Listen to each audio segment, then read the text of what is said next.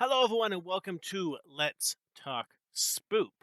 I am your host, Jeremiah, and I am filling in today for Don, as I'm going to be talking about the final X-Men movie, The New Mutants, which is supposedly a fantasy horror film. So, is it? How does it rank up? Let's have a look. So the story of this movie is pretty simple. Danny Moonstar is Native American, and her village or her reservation gets totally destroyed by something, and she ends up in this hospital where a few other mutant kids are being treated to make them safe for other people. And that's honestly pretty much it. Crazy stuff happens in the hospital, and that is the extent of the story. It's serviceable. It's not great. 2.5 out of 5. Acting in this one goes from okay to weird to fine. There's accents that go all over the place. There's some good actors in here, at least ones that we know of.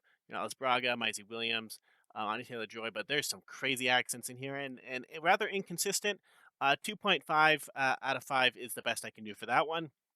Music, music is there. It does its job. It doesn't detract, but it really nothing memorable as you go through. So 2.5 for music is really the best that I could do. Atmosphere. If this thing does anything horror right, it is atmosphere. There's some creepy imagery. There's some creepy nightmares. There's some odd stuff going on. In that regards, it does well.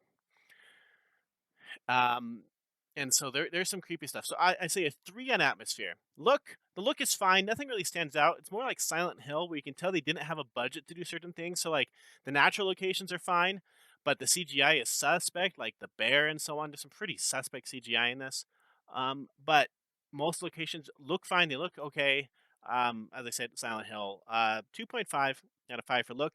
Creep. This movie's not scary really at all. There's some creepy things, but it's not scary. There was not even really any jump stuff, and the things that are supposed to scare you are just kind of there. They could have made it scarier, but they really didn't make it that scary. And I think they really had potential. So Creep, I would say, is a 2 out of 5, which makes it so if you add everything together for X Men: The New Mutants, it's a 2.5 out of 5. It could have been better. It could have been much better, but they just didn't quite make it. Maybe with some massaging, they could have. But this film, 2.5 out of 5, and that might be generous to many. Sound off if you have any other comments.